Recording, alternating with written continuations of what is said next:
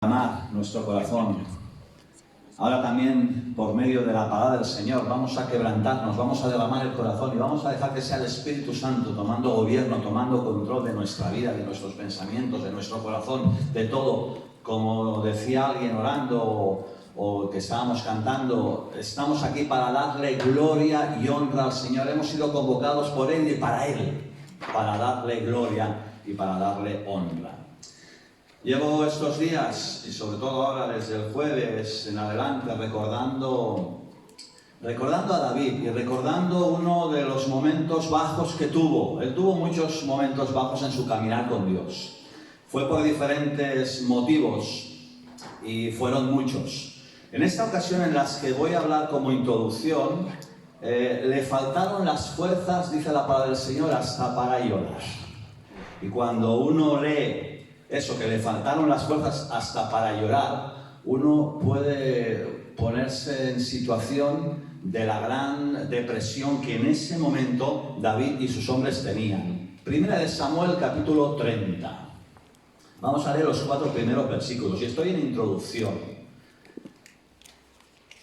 Dice así la palabra del Señor, Primera de Samuel, capítulo 30. Cuando David y sus hombres vinieron a Siclag al tercer día, los de Amalec habían invadido el Negev y a Siclag, y habían asolado Siclag, y le habían prendido fuego. Y se llevaron cautivas a las mujeres y a todos los que estaban allí, desde el menor hasta el mayor, pero a nadie habían dado muerte, sino que se habían llevado al seguir su camino. Verso 3. Vino pues David con los suyos a la ciudad, y aquí que estaba quemada, y sus mujeres y sus hijos e hijas habían sido llevados cautivos. Entonces David y la gente que con él estaba alzaron su voz y lloraron hasta que les faltaron las fuerzas para llorar. ¡Guau! Vaya situación, ¿verdad, hermanos? Vamos a ponernos en su lugar. David llega con su caballo, llega con todos sus hombres a la ciudad donde había estado viviendo 1 año y medio. Y cuando él llega allí, ve que esa ciudad está totalmente derruida, está prendida con fuego, hasta sus cimientos. Y eso no era lo peor era el coste personal. Todas las esposas y todos los hijos habían sido tomados cautivos por los enemigos. Y cuando ellos ven esa escena, una escena desoladora, es evidente que caen en un estado de una situación difícil, donde dice la palabra del Señor, y antes os adelanté, que le faltaron las fuerzas hasta para llorar. Qué fuerte, ¿verdad? A veces pasamos situaciones verdaderamente difíciles y hasta casi llorar no podemos. Y el verso 6 dice que David se angustió mucho. Bueno, desde luego era para hacerlo. Pongamos en escena, como os decía antes, visualicemos esa imagen en la que cuando ellos llegan allí, todo ha sido quemado y todo ha sido robado. Y David dice que se angustió mucho. Por un lado, los enemigos habían prendido fuego a la ciudad. Los enemigos se habían llevado cautivos a los hijos y a las mujeres. Y por otro, los soldados que iban con él, que estaban, dice el verso 6, en amargura de alma, aquellos soldados que habían sido entrenados por él en aquella cueva, se amotinaban y trataban de apedrearlo. Y llegado a este punto, David, hermanos, tenía por delante 2 decisiones que tomar. Es la encrucijada en la que nos encontramos muchas veces, cada uno de nosotros, en las situaciones difíciles y duras que muchas veces tenemos que atravesar. O nos quedamos en la desesperación y hundidos al ver los resultados y al ver la pérdida, al ver la situación, al ver lo que tenemos a nuestro alrededor, lo que está aconteciendo, o tomamos la decisión de clamar a Dios pidiendo salvación y pidiendo ayuda. Y el versículo 6 nos está realmente mostrando la pasta con la que estaba hecho el corazón de David, ese hombre que era conforme al corazón de Dios. El verso 6 nos está mostrando la estrategia para enfrentar, la estrategia que tomó David, y nos muestra a nosotros la estrategia que debemos de enfrentar ante la pérdida, ante el problema, ante la dificultad. Y es allí donde básicamente quiero detenerme en esta mañana. Estaba muy angustiado, tenía motivos para estarlo. La situación era muy difícil, pero en el último párrafo del verso 6, mas David se fortaleció en el Señor su Dios. Gloria a Dios, su Dios. Eso me habla de esa intimidad que él ya había visto el mover y el poder de Dios. Había matado a aquel oso y aquel león. Había echado abajo a aquel gigante. David ya había visto el poder y las maravillas de Dios. Y ante esa situación de desesperación, David optó por fortalecerse. ¿En quién? En el Señor. Gloria a Dios. Los días de oscuridad, los días de confusión, los días de problema, los días donde parece que todo se pone turbio y todo se pone difícil y todo se pone oscuro y uno se siente apretado y uno se siente agobiado y uno se siente sin saber qué va a pasar y qué va a hacer, son días que exigen claridad de pensamiento y enfoque vertical, viendo lo que de arriba viene, la fortaleza de Dios. Y eso es lo que se exige en momentos, hermanos, de dificultad, donde uno no sabe qué va a pasar y por dónde uno va a tirar. Son esos días donde se nos exige mirar arriba, mirar a Dios, enfoque vertical, fortaleciéndonos en el Señor. Bendito sea el nombre de Dios. Y en el verso 8, David dice que consultó al Señor. Y el fortalecimiento, evidentemente, tiene que ver mucho con eso. El fortalecimiento viene por consultarle a Dios, por buscar su voluntad, por buscar la voluntad de Dios en medio de cualquiera de las situaciones. Dice, y David consultó al Señor diciendo, ¿perseguiré a estos merodeadores? ¿Los podré alcanzar? Y como decía antes, el fortalecimiento que recibimos de Dios exige eso, hermanos. Consultar a Dios. Buscar la voluntad de Dios. El diablo trata de robar y matar y de destruir, ya lo sabemos. Él busca a quien devorar. Tratando de matar, tratando de destruir, de robarnos lo que Dios nos está diciendo. Él nos quiere ver allí tirados en el suelo y postrados, sin paz, sin bendición, sin esperanza, sin fe, sin solución. Y ahí es donde Él quisiera vernos permanecer. Pero David, frente a esa situación, consulta a Dios y le dice, ¿qué haremos? Y eso tiene que ver con el buscar la fortaleza de Dios. ¿Qué haremos? Esa es la pregunta habitual que debiéramos de hacer en cada una de las situaciones que estamos atravesando a nivel personal y a nivel de iglesia, cuando nos encontramos frente al problema, frente a la angustia, frente a la enfermedad, frente a la soledad, frente a la economía, frente a tantas cosas. Señor, ¿qué haré? ¿Qué haré? Esa es la pregunta que busca la voluntad de Dios, la respuesta de Dios. De hecho, a David lo único que le preocupaba, lo único que le interesaba ante esa situación era escuchar lo que Dios quería decirle. Y es por eso que él consulta y le dice, ¿qué voy a hacer? Y le dice el Señor, verso 8, síguelos. Síguelos, le dice. O lo que es lo mismo, sigue adelante.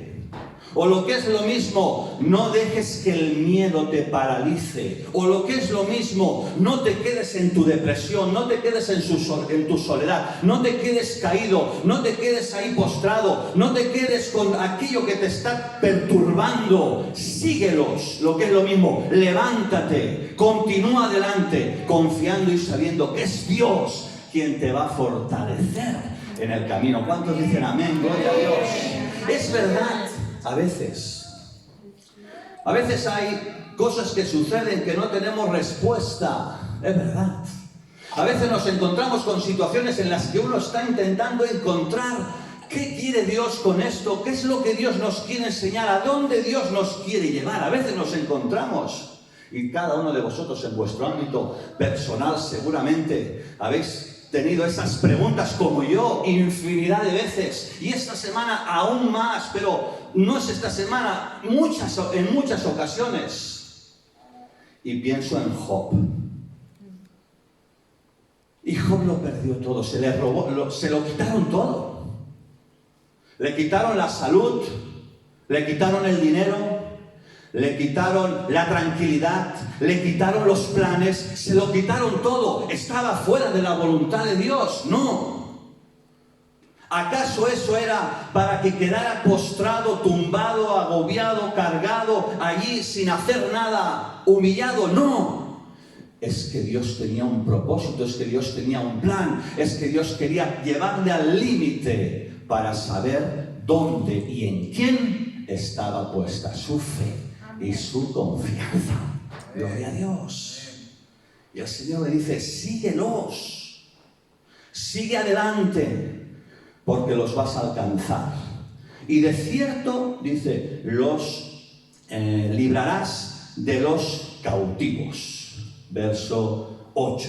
Y yo te animo a que en casa y con más detenimiento puedas leer este capítulo, porque vas a comprobar que David, fortalecido en Dios, obedeciendo a Dios, decide seguirlos, los alcanza y los recupera absolutamente todos. Solo la lectura del 19 dice, una vez lo hizo esto, dice, no les faltó cosa alguna, ni pequeña ni grande, así de hijos como de hijas, del robo y de todas las cosas que le habían tomado, todo lo recuperó David.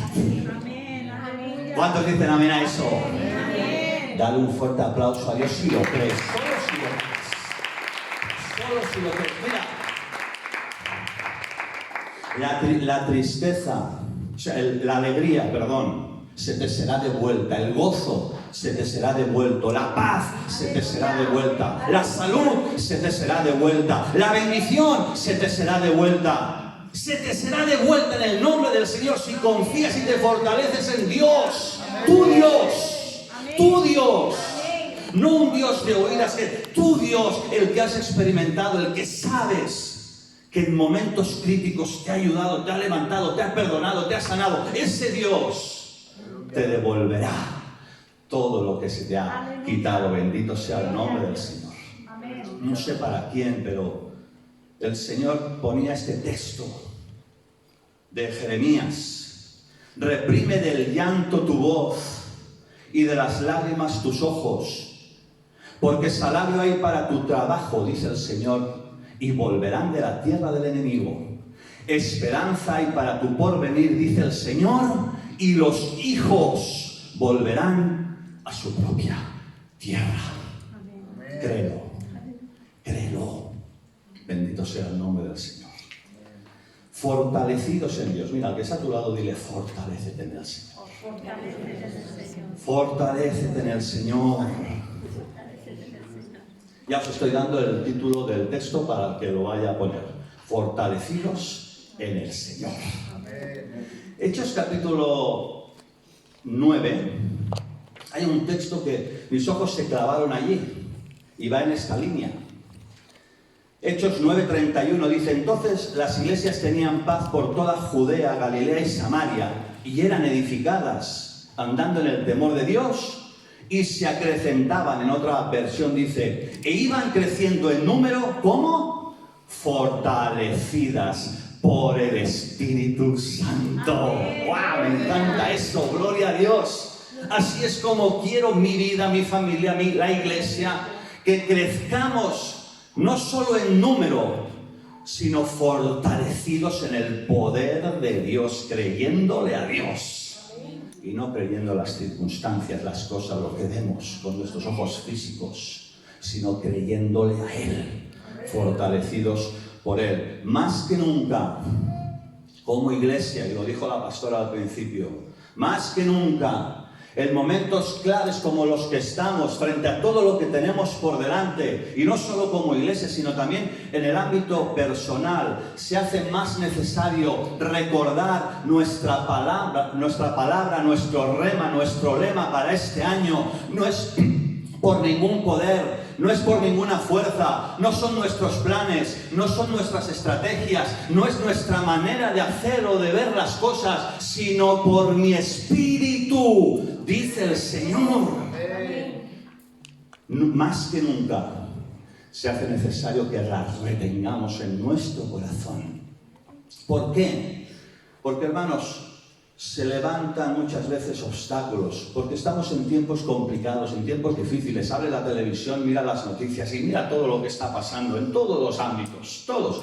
Absolutamente. No hay uno solo en el que no se esté todo tambaleando y nuestra fe se pone a prueba. Nuestro caminar diario se pone a prueba. Y además, los obstáculos que vamos teniendo en nuestro día a día, cuando estamos intentando hacer las cosas bien, aún así tenemos obstáculos. Y es por eso que más que nunca necesitamos fortalecernos en el Señor. Esos obstáculos son como muros que se levantan, que tratan de impedir, que tratan de detenernos en nuestro caminar cristiano. Y el más elevado de todos esos muros, imposible de superar por nuestras fuerzas, imposible de hacerlo con nuestros recursos, es el muro que se levanta de la separación con Dios a causa de nuestro pecado. Dice Efesios capítulo 2, verso 12. En aquel tiempo estabais sin Cristo, alejados de la ciudadanía de Israel y ajenos a los pactos de la promesa, sin esperanza y sin Dios. Y ahí está el muro, ese muro infranqueable por nosotros mismos, ese muro al que no podemos nosotros superar, ni nuestras obras, ni nuestra religión, ni siquiera venir el domingo al culto puede hacer eso, y hay que venir a todos, aunque estés terriblemente mal, hay que estar aquí, a la presencia de Dios, pero eso no es lo que derriba el muro. Solo Cristo pudo hacerlo, dice, pero ahora en Cristo vosotros, que en otro tiempo estabais lejos, habéis sido hechos cercanos por la sangre de Cristo, porque Él es nuestra paz, que de ambos pueblos hizo uno, derribando la pared intermedia de separación. Ese era el muro alto al cual no podíamos acceder, que Cristo echó abajo. Gloria a Dios. Y eso merece un amén, gloria a Dios, y una alegría inmensa. ¿Por qué? Porque no es por nosotros, es por lo que Cristo hizo. Ahora sí lo puedo hacer, porque a veces lo he hecho y me he quedado sin cruz aquí. Y el otro día me dicen, a veces haces el esfuerzo y trato un poco de hacer ver, pero lo que sucedió en la cruz, una cruz parecida a esta de madera, mucho más gruesa, mucho más alta. Lo que hizo Cristo en la cruz del Calvario es lo que hoy nos da acceso a poder tener comunión con Dios y poder tener paz. Aquí hay gente que no tiene paz. No sé qué. Necesitas la paz de Dios, y la paz solo viene cuando uno se postra y se quebranta delante de la cruz. Cuando cree que Jesucristo murió en la cruz del Calvario, que derramó su sangre, cuando uno pide perdón por sus pecados, automáticamente la paz, la esperanza y la vida y el muro de separación que Jesús echó abajo permite que podamos tener comunión íntima con Dios. Y en esta mañana necesitas la paz de Dios. Si no estás en paz, necesitas a Cristo. Solo Cristo puede dártela, porque solo Él derribó ese muro. No es la religión, no son las obras, no son los domingos, no son las cosas. Cristo en nuestro corazón. Pero hay otros muros que se levantan. Y esos muros que se levantan en nuestro caminar cristiano, como decía antes, son como obstáculos que tratan de impedir nuestro avance espiritual, que tratan de poner freno a nuestros pasos de fe, a nuestros pasos de confianza en el Señor. Y es ahí donde necesitamos fortalecernos en el Señor. Ahí está el muro de la duda, de la incredulidad, de la soledad, de la enfermedad, de la carga, de la preocupación, de la economía. Son muros que se están levantando, que tratan de frenarnos, que tratan de impedir nuestro avance. Muro de la ansiedad, muro de la inauguración. El otro día, no me voy a meter con mi mujer, aunque ella se meta a veces conmigo, no me voy a meter. Pero hablando en casa y viendo las noticias, es que mirar las noticias y la segunda venida de Cristo es prácticamente va a la par. Están utilizando incluso hasta conceptos bíblicos. Ayer salía que estamos en el Armagedón, o sea, y ellos mismos están utilizando expresiones que tienen que ver con la venida del Señor. Y mi mujer me decía, Cristo ya viene, Cristo ya viene. Y yo digo, si puede esperar a después de la inauguración, mejor. Con todo lo que estamos haciendo, si puede esperar mejor, claro, que venga cuando quiera, que estemos preparados. A mí me sabría mal que viniera por los industriales que tienen que cobrar. Me sabía mal. Y yo pensaba, cuando pensé esto dije, ¿os imagináis tú, un industrial me dice, bueno, ¿y cuándo vas a pagar? Bueno, el mes que... Dice, ¿y si eres arrebatado, qué? ¿Os imagináis que pudiera llegar el caso,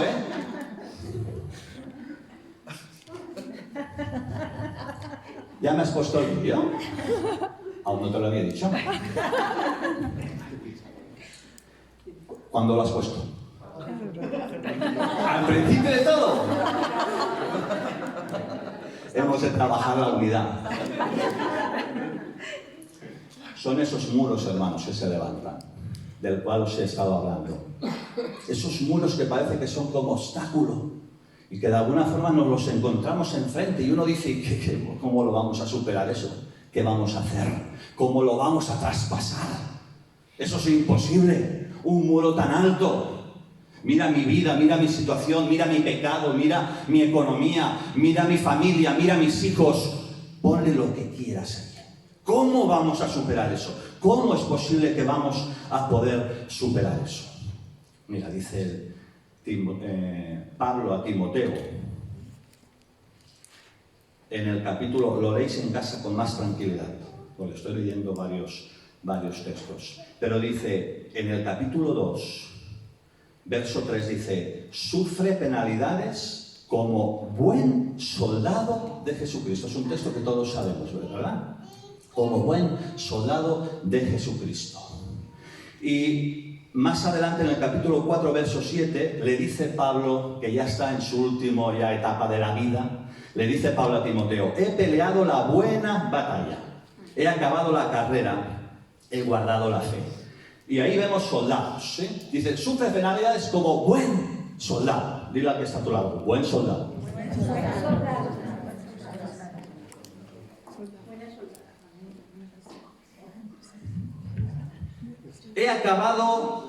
He peleado la buena batalla. Al que está a tu lado, buena batalla. Gracias. Hay una palabra que me llama la atención, hermanos, tanto en este versículo como el otro, y es que parece ser que hay buenos soldados y malos soldados, porque dice, sufre penalidades como buen soldado. He peleado la buena batalla. Puede haber buenas batallas y puede haber malas batallas. Quiero señalar, y con eso ya estoy en la recta final para acabar, dos ingredientes que forman parte de aquellos que son buenos soldados, como somos todos nosotros, y aquellas batallas que son buenas. Y los dos ingredientes que nos hacen buenos soldados, enredados en buenas batallas, la primera tiene que ver con un enfoque adecuado. Esa es la primera de los dos ingredientes que nos hacen buenos soldados, metidos o enredados o peleando buenas batallas. Un enfoque adecuado. Dile al que está a tu lado, enfoque adecuado. Enfoque adecuado.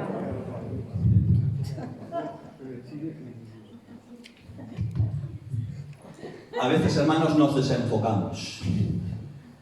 ¿Y sabes cuándo nos desenfocamos?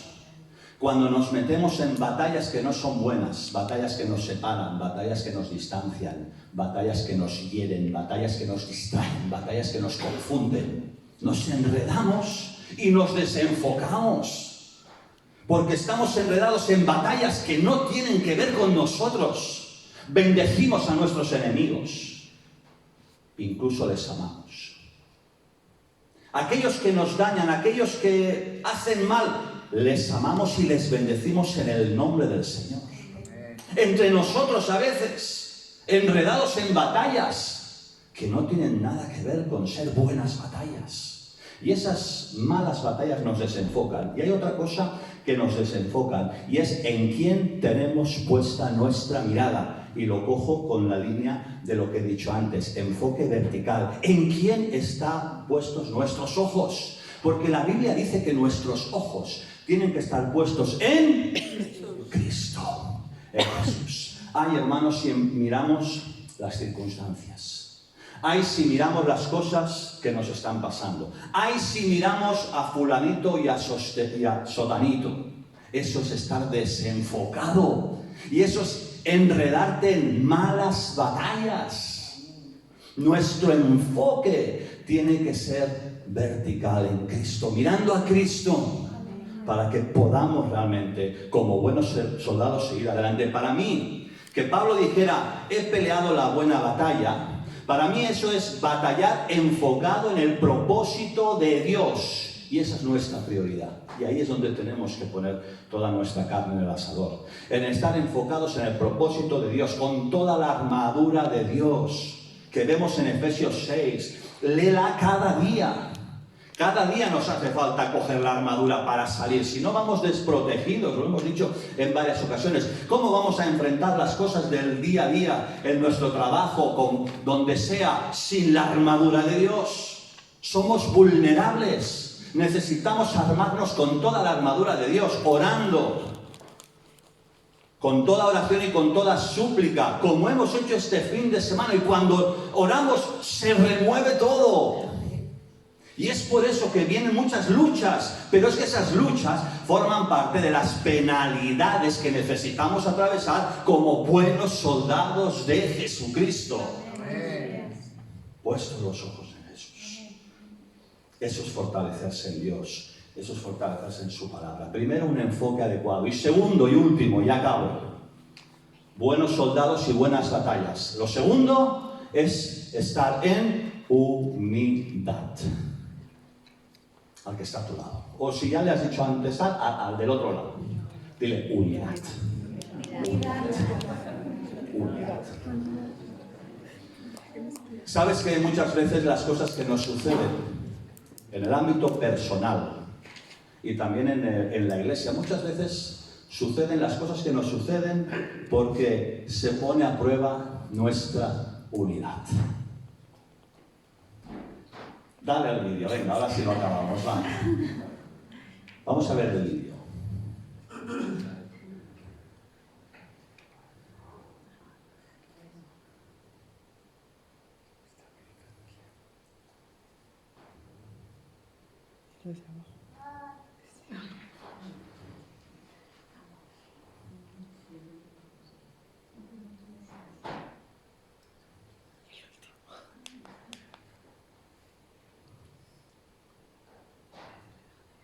El pobre, a ver.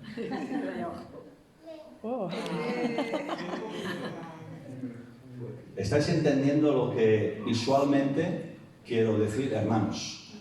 Esta semana hemos visto muchos soldados. Hemos visto una iglesia unida. Hemos visto manos que han volcado su tiempo para trabajar en la obra de Dios.